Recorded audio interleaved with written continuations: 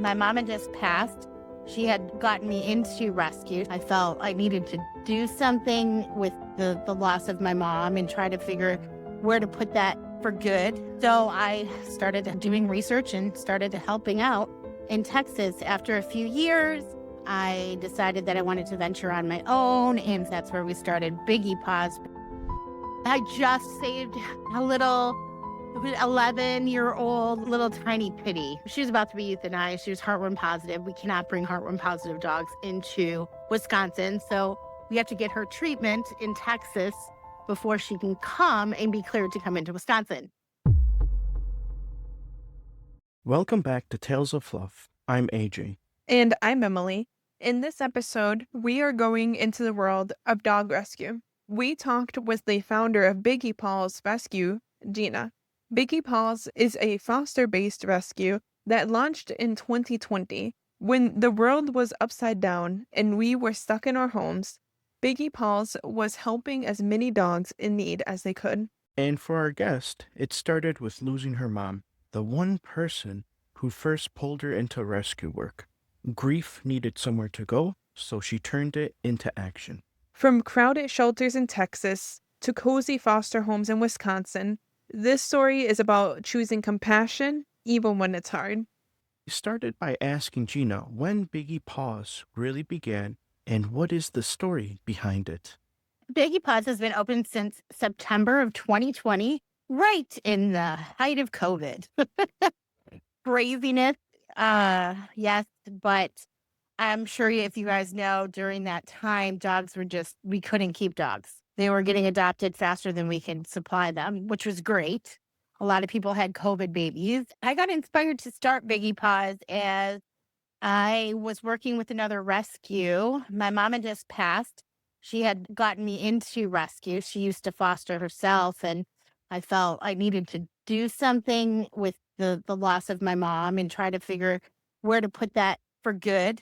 So I thought I'm going to start fostering again. And then I got involved with a rescue. It was called Tiny Paws and Vic. She welcomed me in. And then I saw a post on Facebook, and I can't even think of his name now. And I have a t-shirt with him, but it was in Houston. And the dog, and you guys may have remembered this, but if you follow that stuff, but he had a rope around his neck and his whole face was just blown up. So, and gosh, I can't remember his name. So many dogs, so many names. Sometimes I forget. I can remember his face, but that's about it. But he was in Houston, Texas, and we were helping a lot of dogs in Missouri and with this other rescue. And then I saw him and I really just saw how bad Texas was. And, in Wisconsin, we don't have it as awful as other states. We do have homeless pets and shelters and all that, but the need isn't there as great as it is in Texas. So I started doing research and started helping out in Texas. After a few years, I decided that I wanted to venture on my own and that's where we started Biggie Paws, which was kind of, because we're doing Tiny Paws, and I was getting a lot of dogs that were big, and one of my Texas rescue partners said, you should name it Biggie Paws, and it stuck. So very long-winded. Sorry about that. No, that's okay. That's an amazing start. And it actually surprised us that a lot of dogs were getting adopted in 2020, but it kind of makes sense because everyone was like in their homes, Yeah, they were homebound. So that's how we got all those COVID babies. They were antisocial and had a lot of issues. But I grew them too. So I met many of them because groomers were put back in before a lot of we were essential workers. So I've been dealing with dogs my whole life since I was 22 when I started grooming, and I used to bring home strays, and my mom was a huge lover. So it kind of just came into my adult life, I guess. What stood out to me was why honoring her mom, taking pain and pointing it toward good. In the timing, peak pandemic, dogs flying out the door, and then later pandemic puppies who needed extra help because they missed so much socialization. Exactly. So here's how Biggie Paws works. No kennels, dogs head straight into foster homes. They learn who they are in a living room, not a concrete run. Day to day, it's not just all puppy kisses. It's the emails, the applications, the transportation, the adopters, the admin stuff that keeps the whole thing moving. Well, we're a foster based rescue, so we do not have dogs on premises. We believe that it would be better for dogs to be in a home environment. And so we don't really have a facility. We have a facility, but that just has, where we meet for meetings and transport. And sometimes we'll host events there. But so a typical day is just checking email, dealing with adopters, adoptions. So it's mostly admin stuff.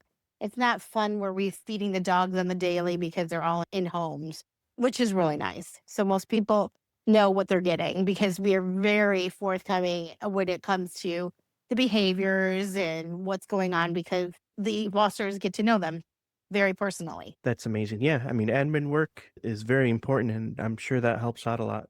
Yeah, I hate it. I tried to do that a little list of admin work if possible and spread it out. Mostly I'm trying to figure out dealing admin with right now we are at a national crisis. Rescues and shelters are just we're drowning. So it's a lot of I'm so sorry. There's owner surrenders at an all-time high, dumpings at an all-time high. So it's really sad because I have to turn down a lot of people. I just get cold emails about, can you help us? Can you help us all over?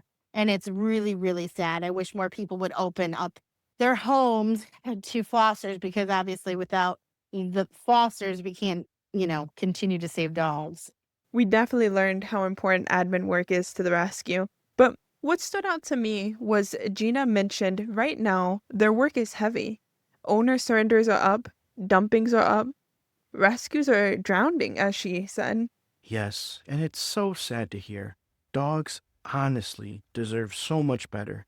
And we're so glad to hear that Biggie Paws is trying their hardest to save as many as possible. I agree. They are doing amazing work.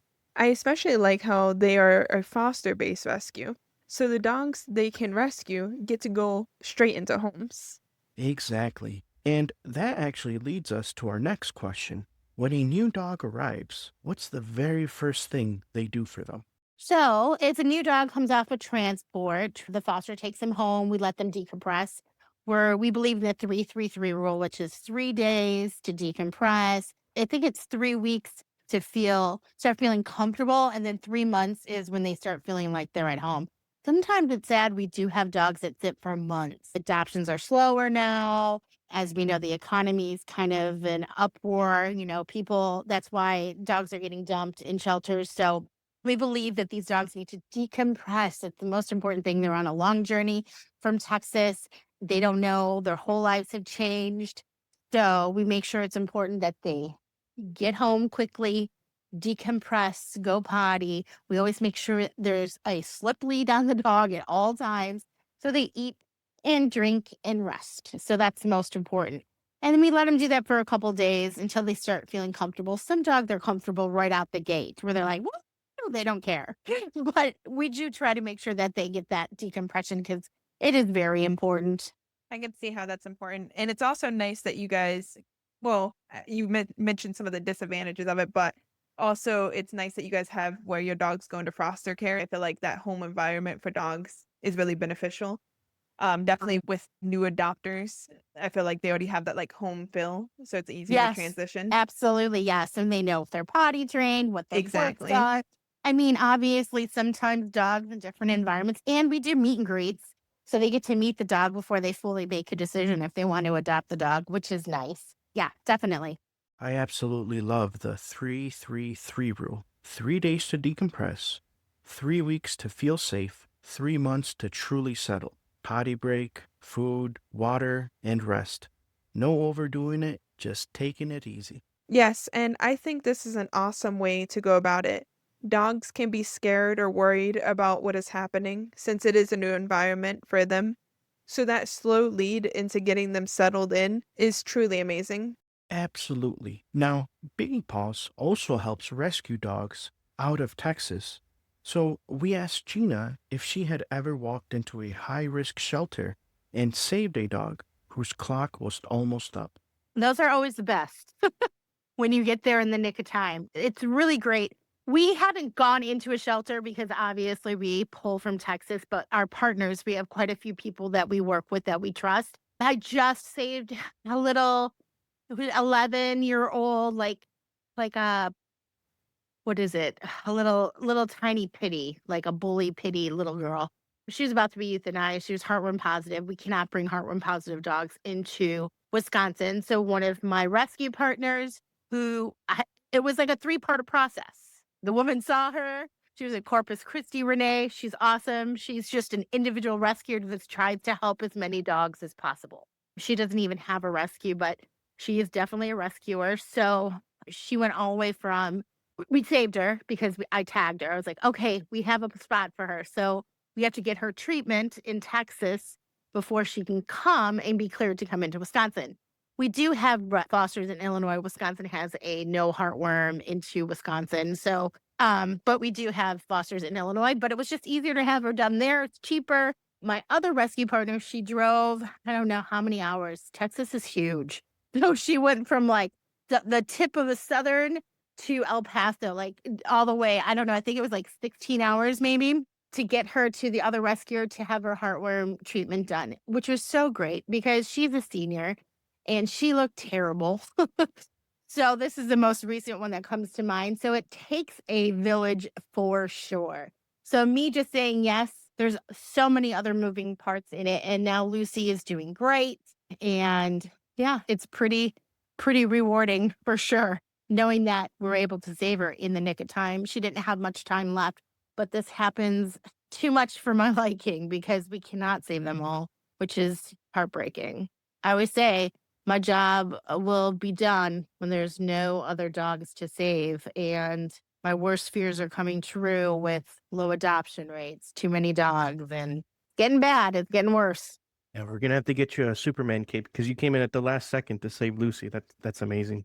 Yes, it was a great feeling. It is a really good feeling to do that, but there's just I could tell you stories upon stories that are heartbreaking. It's really sad the dogs that are dumped, especially, I mean, in El Paso, we help El Paso, Texas quite a bit. And the dogs there, I mean, it's like a third world country where dogs are just roaming the streets and gas stations. And on the side of the road, they start becoming pack mentality. And you try to save the ones that you can. Another rescuer that I work with, Elena, she also was an independent rescuer. She just finally got her 501(c)(3), and she's been doing it for probably 10 years.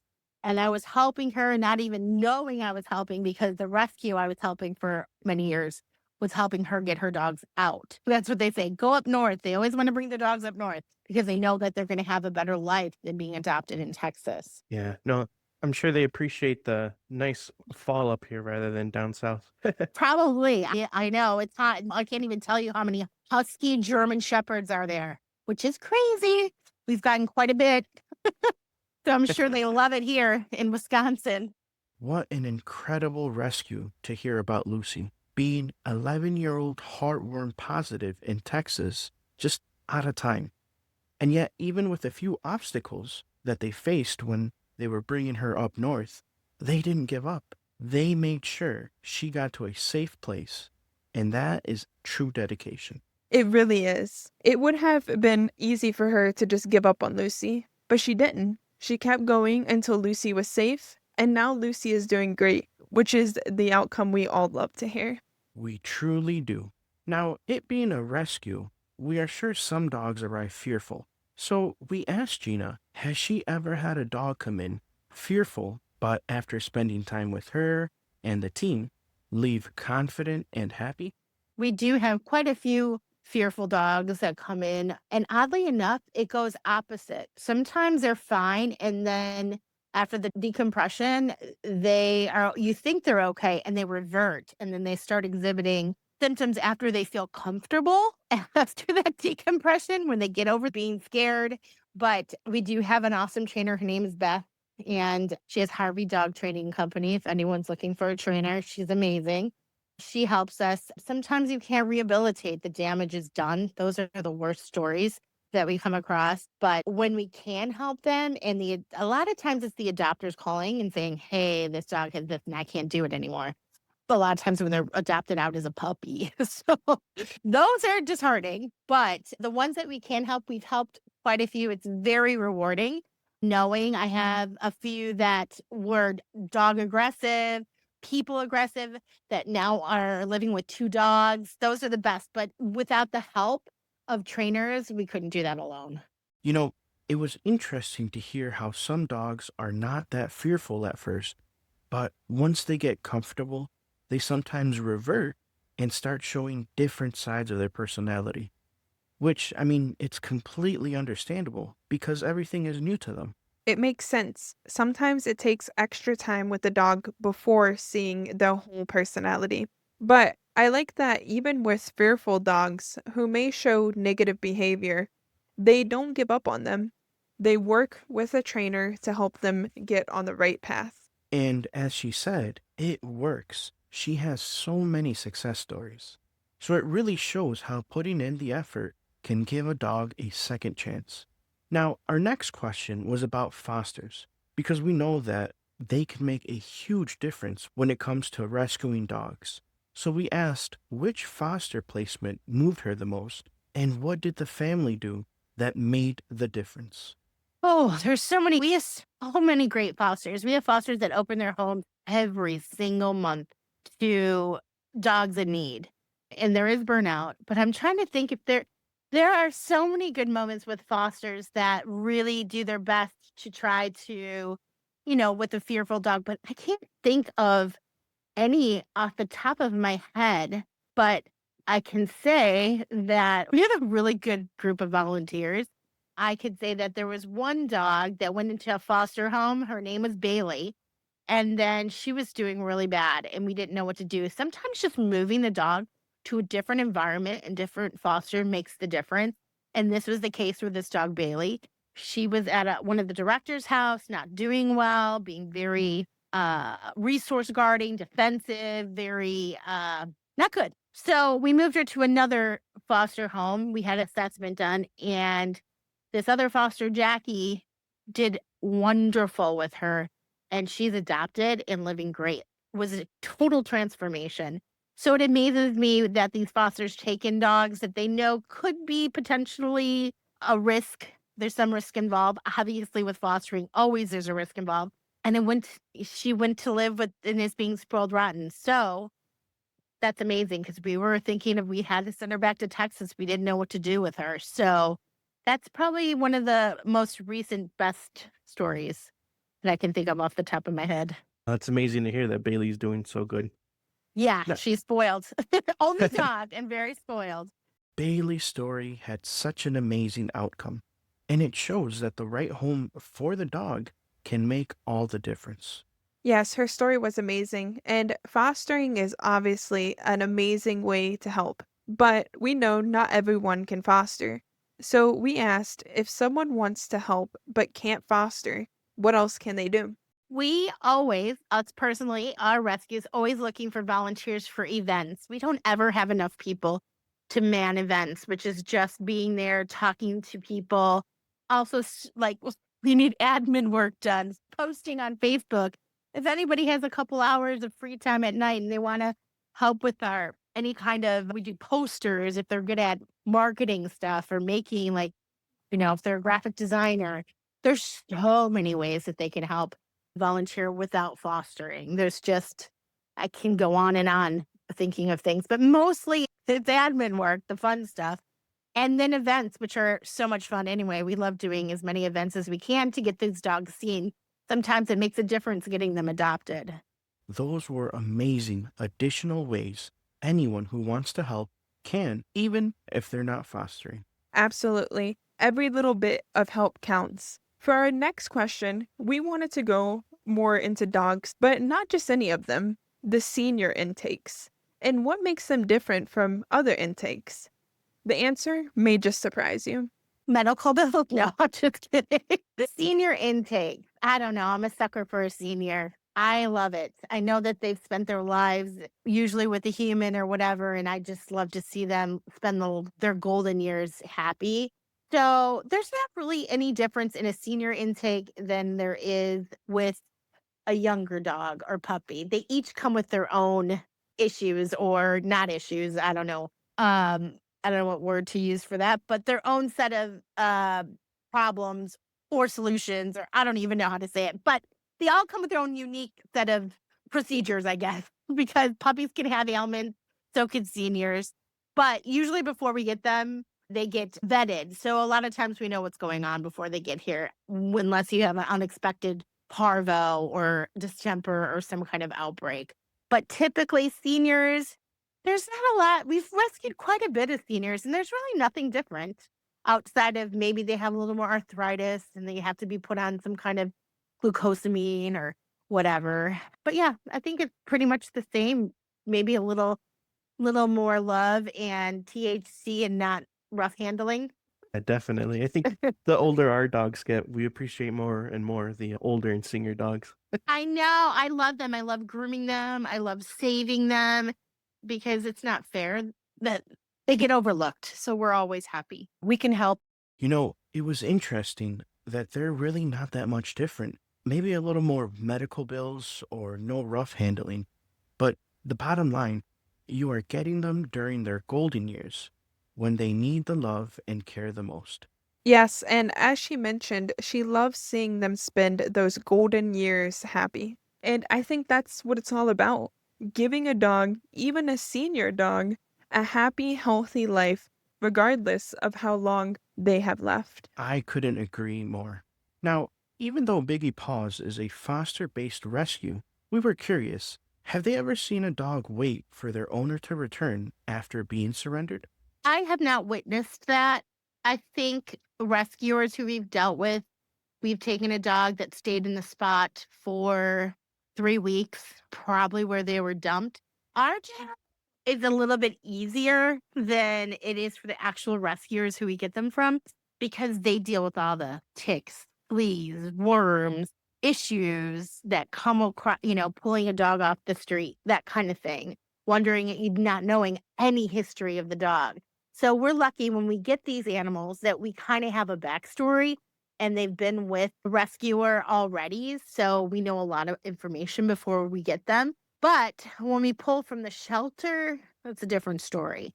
We don't always get a lot of the information, but that's something that I can think of. He was waiting in that spot for weeks. So, Aggie, it's okay, honey. Sorry, my dog is growling. My chihuahua It's okay. at my little pitty that's eating his food. Um, so, but yeah, I really think that's the only thing that's really sad, and I always stress to our fosters that listen, I know sometimes it can be harder. Like fostering is not easy. It changes the dynamic in your house. We have a new dog. You don't know anything about this dog, puppy, dog, whatever, and it changes the dynamic. Your dogs feel it, so it's hard, but it is worth it. I mean, I've fostered so many dogs, I lost count. But it's important to give your dogs a break because it is stress on the family, the dogs, everybody. It was good to hear that most of the time they actually get a little information on the dog prior to getting the dog. Yes, that was nice to hear. And also that they haven't experienced a dog waiting for the owner to return. And that was definitely great to hear. Definitely. Next, we wanted to know who is their longest stay dog and why do they think the dog keeps getting overlooked? We have a dog right now. Her name is Angel. She's a Pyrenees mix. She was adopted out and then returned due to the family moving. But then when we got her back, we noticed that she was limping and she's beautiful. She has some hip issues that may require an FHO surgery down the line. So she is our current longest resident. She has been waiting for quite a few months to get adopted because nobody wants to take on a dog that may have issues down the line. Although we are going to raise funds to get that surgery if needed and would help any adopter. Obviously, if they adopted, they tend to just overlook, which is really sad. But she's in a good foster home. She went back to her original foster. She also was adopted out as a puppy and returned. We don't Nice. have many returns though. Thankfully, we really don't. For the 5 years we've been in rescue, we had very minimal returns. I think about that a lot because we do have pretty vigorous vetting practice where we make sure that it's the right fit for the owners. Also helps having it in base foster home rescue. Adopters know a lot about the dog beforehand, but sometimes things happen. People move, go to a senior home or whatever, get sick. There's so many things that happen where the dogs may have to come back, which is sad, but we always try to welcome them. And on our adoption application, it also says if they return it, they need to hang on until sometimes they can't, but try to hang on to them until we can find a foster. That's one of the non perks of being foster based. You don't have just somewhere to put the dog. Yeah, even though it's sad, I'm sure they're happy at the end of the day to see a familiar face. Yes. If the original foster takes them back, yeah, I think so. I think they remember. I always say dog. I think my rescues seem more grateful, but could be me. Angel, the Pyrenees mix who was adopted but later returned with a limp, who has been waiting for a few months for her forever family. But now, fortunately, she is with her original foster home, which we were glad to hear that she's with a familiar person as she waits for her forever home. That was amazing to hear. And it was also nice to hear returns are rare at their rescue because they have a tight vetting process and notes from fosters. But it's true, life happens. Exactly. But they make sure they welcome the dog back and get them into a new home, which is just truly amazing. It really is. So, with our next question, we asked if there ever was a dog whose adoption felt bittersweet, joyful to see them find a home, yet hard to say goodbye. Oh, yes. Yes, yes, yes. When I first started fostering, that was the hardest. I mean, I hate to say it, but you kind of get a little desensitized because you're doing it so much and you still want the best for the dog, but sometimes, I'm not going to lie, there's some that you're like, "Oh, I can't wait to see you leave," and some that you're like, "Please don't leave," because some dogs are crazier or, they're naughtier or whatever it is. I had a dog with bad separation anxiety,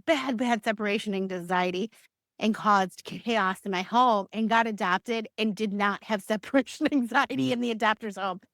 I gave her like this crazy, I bought a crate that, one of those safes that he couldn't get out of because he would get out of the crate and he was crazy. He was insane. His name was Wiley, but he's doing fabulous in his home. And I was like, see, could have been my foster home. There was something that gave him anxiety. Who knows? Now at the adopters, he's doing fine. But I remember Bruce, he was one of my first fosters. He was a puppy and I wanted to keep him so bad. We also had a distemper dog that we tried to nurse and he unfortunately had to be put down. But he was also another one that I wanted to keep so bad. There's been a few. I think it's after year 10 of fostering, you just it's bittersweet. And the fact that I get to pick where they go is also amazing. And then oftentimes they give you updates all the time, especially the first year. But yeah, so it's great. It's bittersweet. You're right. But, I can't keep them all. There's always some, though. Like I kept one of my fosters recently. He's 3. But you just have this connection, that I'm just like, I can't give him up. He's mine. But I try to think of if I keep him, I can't save more. So I have 4 dogs. That's enough for me for now. Some other rescuers have like 13. So I think I'm pretty good. Yeah, and I'm sure those updates that you get are really, really amazing. They are the best. And we have an adopters page on Facebook that is like, where are they now? And then adopters post their updates. And our rescue partners love it. We love it. It's so nice to see. Sometimes you forget about, here I am saving all these dogs, all these dogs, all these dogs. And my focus is on the dog. And sometimes I forget how much joy we bring to the people, sometimes because it's so focused on these sad stories and helping save this dog in the nick of time or whatever. And yet I tend to forget. Look at these dogs. I love that they're in happy lives, but then I forget how much joy we're bringing to the adopters and their families and the people because I'm hyper focused on saving these lives. So it's great to see that all the hard work, it pays off and brings people so much joy in their life. So that's really a great thing. Goodbyes can be complicated. Some dogs you want to keep forever, but deep down you know that you can't keep them all. Yes, it's understandably hard. And in a positive light, the dogs you can't keep get to go bring others joy and happiness. That's the best way to view it. bring others happiness. And the updates she gets on them must be the best feeling to see them thriving in their new homes. Now, when it comes to adopting, there's a lot to consider. So we had to ask, what is the first thing someone should consider before adopting? Their lifestyle and how active they are. We should always consider the breed. A lot of people just think, oh, it's so cute. I want that Frenchie or that whatever. And then it just doesn't fit the lifestyle. Or if you're going to have kids, I mean, the number one and two reasons people dump are they're moving or they're having children. Well, to me, dogs are children. They're your kid. Would you dump your kid? No. So I had a dog since I was 20, renting in Milwaukee all over. And it was a Nikita. It was a big breed. And I would have soon been homeless. I would have lived on the street than to give my dog up. I feel like if people are going to adopt or want to have a dog, they need to make sure that they're ready for a dog and not be impulsive and research, ask a lot of questions, that kind of thing. It is a lifetime. Remember, you're going to do a lifetime commitment, right? It's not easy, especially if it's a puppy. Puppies are a lot of work. That was incredible advice. If you're thinking of adoption, start with lifestyle and breed. Don't just adopt on impulse. Dogs are a lifetime thing. Exactly. Before adopting or getting a dog in general, always research the breed and see the expected lifespan, and then think of what you want to accomplish in those years and see if that breed fits those goals. And we're not saying that surprise life events don't happen, because they do, but it's better to know you did all the research before getting the dog. Yes, and they get bonded to you as the owner. So that needs to be thought about as well. Now, with rescue work, there are hard parts. So we asked her, what is the hardest thing about running a rescue? Transport can get really tricky. And I don't know if you saw that recent thing about that transport vehicle catching on fire. Did you see that? 7 dogs died out of the 11. No, we didn't. No. Yeah.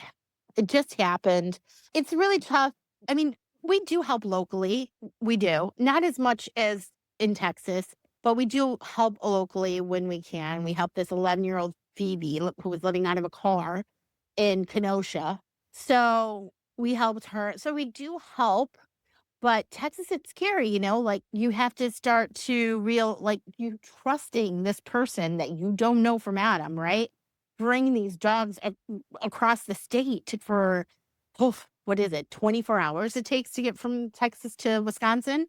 So that is scary. That is probably one of my scariest things. Right now, we were supposed to have transport with this transporter. We got a new transporter and he just went MIA. We have no idea what happened to him. He was supposed to pick up dogs. He's not answering his phone. And I was like, oh, we trusted this guy with our dogs. First of all, I was like, I hope he's okay. That's my first initial reaction. And I still hope he's okay. But then I'm like, this is really weird, like, oh my goodness. So transportation is probably our number one. That's my arch nemesis. Man, it's bad. It's probably the hardest.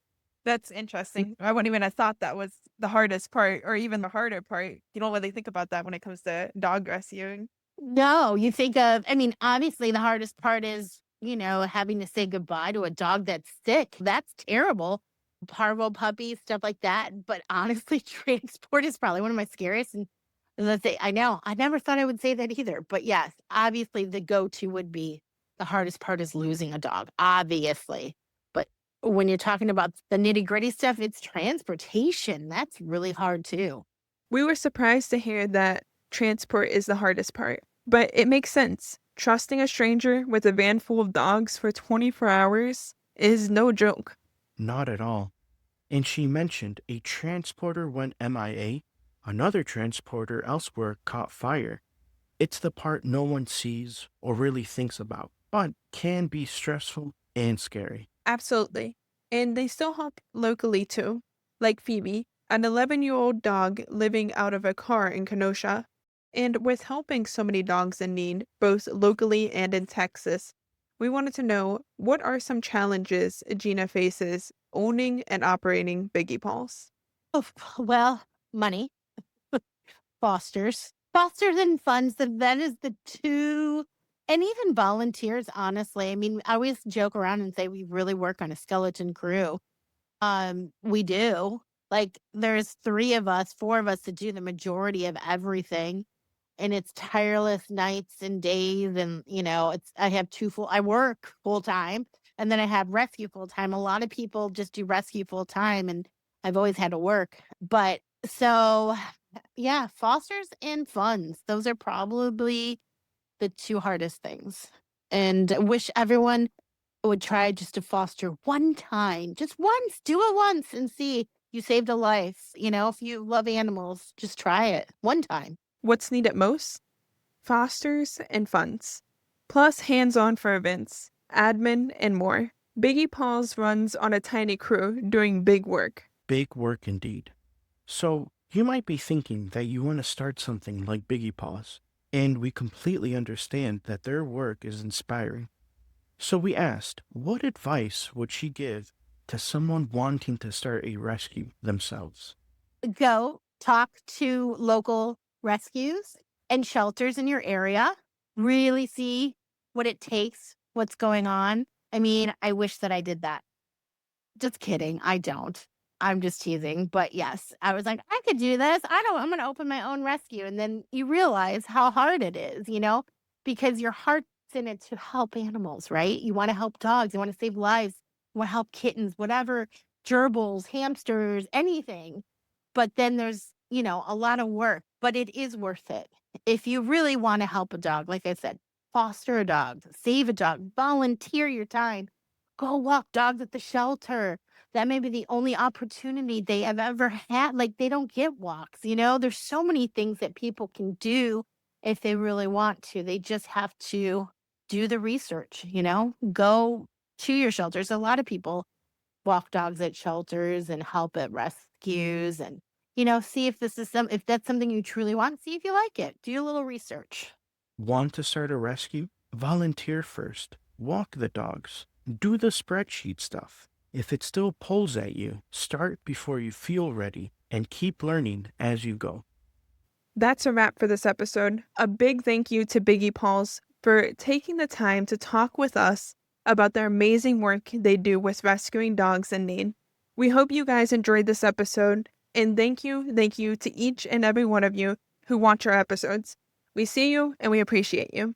If you would like to check out Biggie Paws and all the amazing work they do, as well as their adorable dogs who are waiting for their second chances, we will leave the links below in the description. And if this episode meant something to you, don't worry about the likes or the follows. Just think about the way you can help a dog still waiting for their forever family. Even a simple walk can change their life, and maybe even change yours.